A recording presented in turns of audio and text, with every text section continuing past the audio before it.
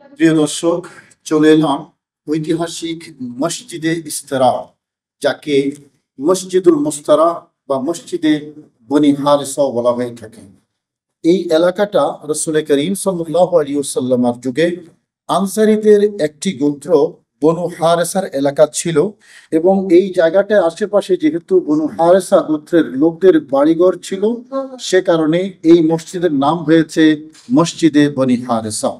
রাসূল করিম সাল্লাল্লাহু আলাইহি ওয়াসাল্লাম উহুদের ময়দান থেকে ফিরে আসার পথে এখানে কিছুক্ষণ বিশ্রাম নিয়েছেন বলেই এই মসজিদটির নাম মসজিদে মুস্তারা হয়েছে। পরবর্তীতে এই মসজিদটি তৈরি হয়েছে। আপনারা দেখতে পাচ্ছেন মসজিদটি সুন্দর কারুকাজ আছে, যদিও মসজিদটি খুব বেশি বড় না, কিন্তু ঐতিহাসিক মসজিদ।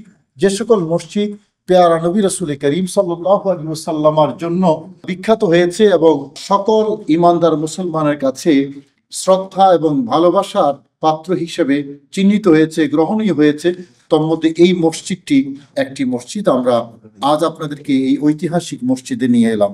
দর্শক দেখতে পাচ্ছেন উপরে আল্লাহ এবং মোহাম্মদ নাম পাশাপাশি লেখা আছে মসজিদে, যেমনটি আমাদের এই প্রিয় দেশ বাংলাদেশের মধ্যেও অসংখ্য মসজিদের মধ্যে লেখা আছে।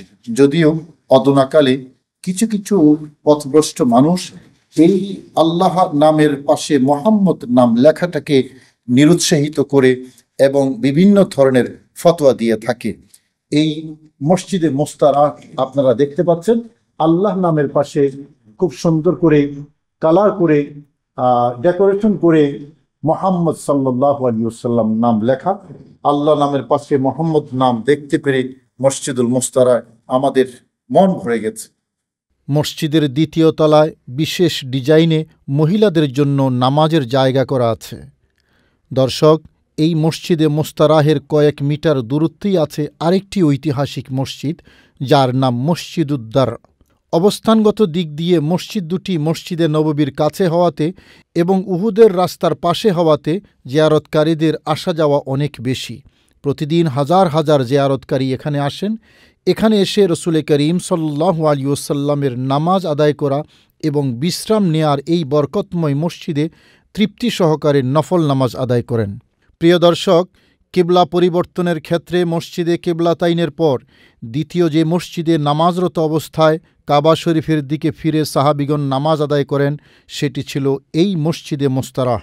হজরত আব্বাদ বিন বিশির রাদিয়াল্লাহু তাআলা আনহু বলেন, প্রিয় নবী রাসূল করিম সাল্লাল্লাহু আলাইহি ওয়াসাল্লামের পেছনে যখন তিনি মসজিদে কিবলাতাইনে নামাজ আদায় করছিলেন, সেখানেই কিবলা পরিবর্তন সম্বলিত আয়াত নাজিল হয় এবং রাসূল করিম সাল্লাল্লাহু আলাইহি ওয়াসাল্লাম সাহাবায়ে কেরামকে নিয়ে নামাজরত অবস্থায় পূর্বের কিবলা বাইতুল মুকদ্দাস এর দিক থেকে কাবা শরীফের দিকে মুখ ফিরিয়ে নেন।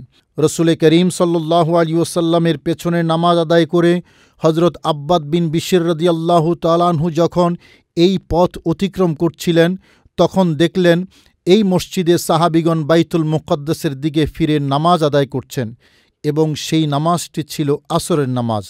তখন হজরত আব্বাদ বিন বিশির রাদিয়াল্লাহু তাআলা আনহু উচ্চ আওয়াজে বলতে লাগলেন, হে নবীর সাহাবিগণ, আমি রাসূলুল্লাহ সাল্লাল্লাহু আলাইহি ওয়াসাল্লামের পেছনে এই মাত্র নামাজ পড়ে আসলাম। সে নামাজেই কিবলা পরিবর্তনের নির্দেশ এসেছে এবং রাসূল করিম সাল্লাল্লাহু আলাইহি ওয়াসাল্লাম প্রথম 2 রাকাত বাইতুল মুকদ্দাসের দিকে ফিরে আদায় করার পর কিবলা পরিবর্তনের আয়াত নাজিল হয়। তখন বাকি 2 রাকাত তিনি কাবা শরীফের দিকে ফিরে আদায় করেছেন। সুতরাং তোমরাও রাসূল করিম সাল্লাল্লাহু আলাইহি ওয়াসাল্লামের অনুসরণ করো এবং এক্ষুনি কাবা শরীফের দিকে ফিরে যাও।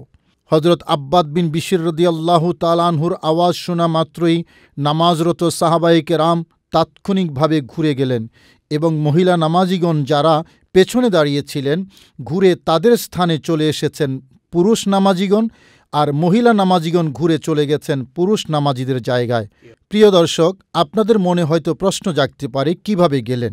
নামাজরত অবস্থায় মহিলা নামাজিগণ হেঁটে হেঁটে পুরুষ নামাজিদের জায়গায় এবং পুরুষ নামাজিগণ হেঁটে হেঁটে মহিলা নামাজিদের জায়গায় চলে এসেছেন। তখনও 2 রাকাত বাকি ছিল। বাকি 2 রাকাত আদায় করেছেন প্রিয় নবী রাসূল করিম সাল্লাল্লাহু আলাইহি ওয়াসাল্লামের অনুসরণে কাবা শরীফের দিকে মুখ করে।